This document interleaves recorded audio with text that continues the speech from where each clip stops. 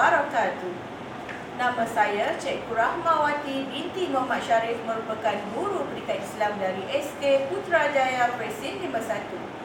InsyaAllah pada hari ini saya akan membentangkan sebuah projek inovasi yang bertajuk QR Lab. Anda semua mesti nak tahu apakah itu inovasi QR Lab? Jom kita lihat slide yang berikutnya. Mari kita lihat objektif projek inovasi yang saya laksanakan ini. Yang pertama, murid dapat menyebut nama Allah Al-Azim dan Al-Hamid dengan betul. Yang kedua, murid dapat mengingat pengertian nama Allah Al-Azim dan Al-Hamid dengan betul. Ketiga, murid dapat membezakan pengertian nama Allah Al-Azim dan Al-Hamid dengan betul. Dan yang keempat, murid seronok mempelajari mata pelajaran pendidikan Islam.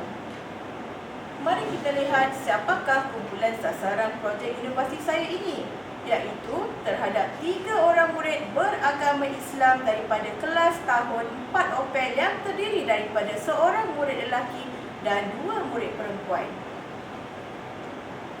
Seterusnya, mari kita lihat latar belakang ataupun pernyataan masalah.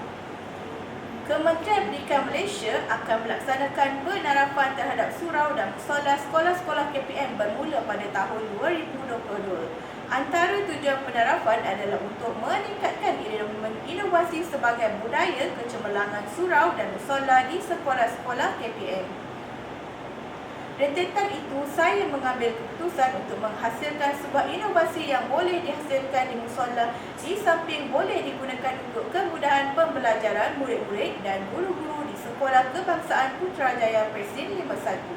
Selepas itu, saya melihat kembali isi pelajaran yang lalu yang masih belum lagi dikuasai oleh murid.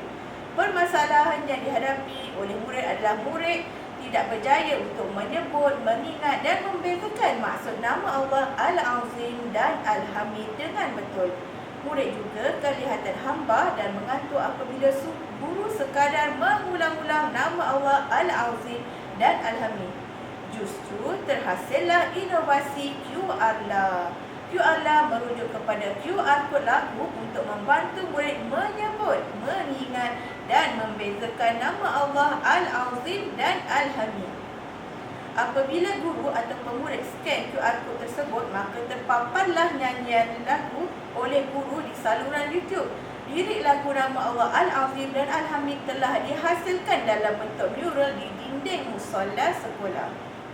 Baiklah. Seterusnya kita pergi kepada kaedah pelaksanaan inovasi. Yang pertama, saya telah membuat lakaran mural seperti di lakaran.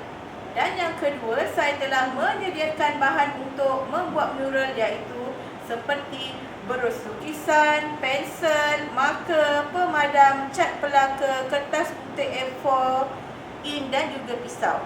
Seterusnya, saya juga telah membuat rakaman YouTube lagu di dalam YouTube, dan di mana di dalam YouTube lagu itu guru pun menyanyi Al-Azim Maha Agung, Al-Hamid Maha Terpuji, Al-Azim Maha Agung, Al-Hamid Maha Terpuji.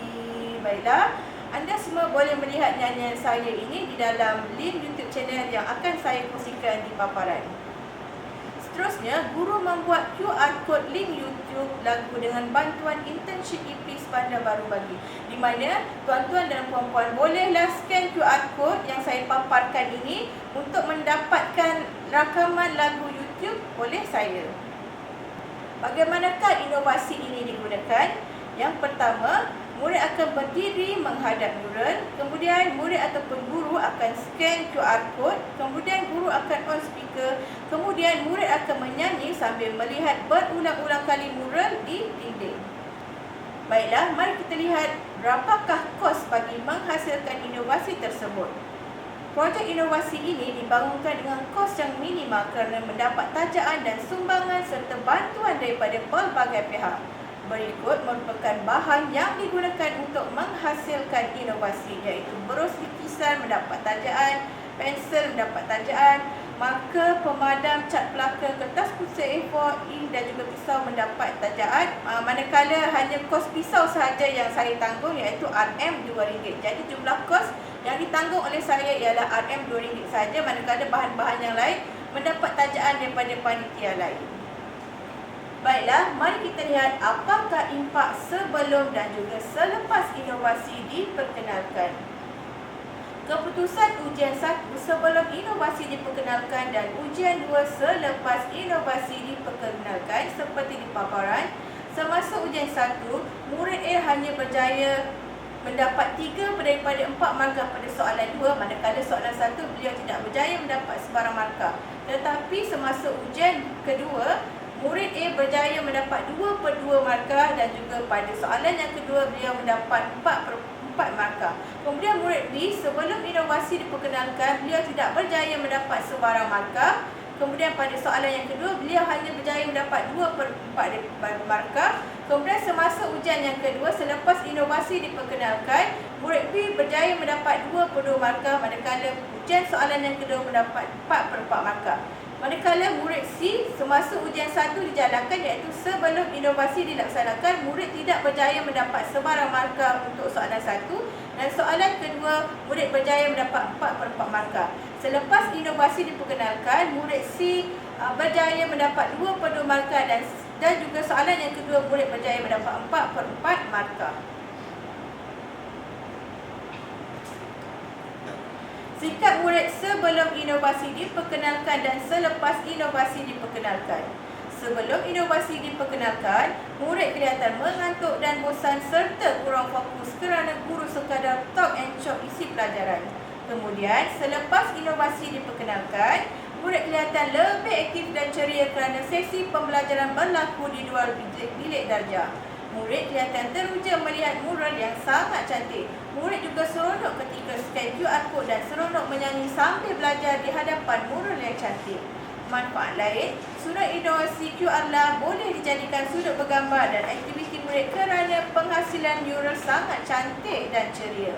Sudut inovasi QR lah boleh dijadikan tempat kunjungan murid semasa waktu relief dan waktu rehat murid. Seterusnya, kita pergi kepada kesimpulan dan cadangan penambahbaikan.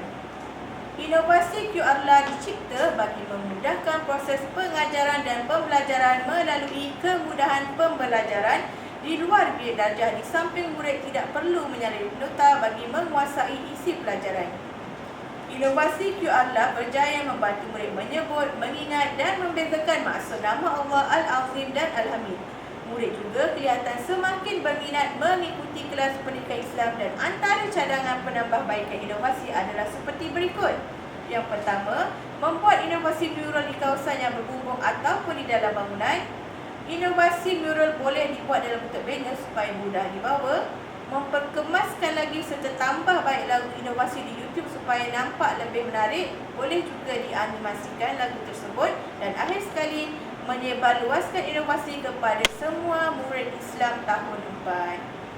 Saya Cikgu Rahmawati binti Muhammad Syarif dari SK Putrajaya Presiden 51 ingin mengucapkan jutaan terima kasih kepada guru besar saya Encik Zulkifli bin Husin, semua warga guru SK Putrajaya Presiden 51, pihak Jabatan Pendidikan Wilayah Persekutuan Putrajaya dan juga pihak PPG kerana memberi peluang dan ruang kepada saya untuk membentangkan inovasi pada kali ini.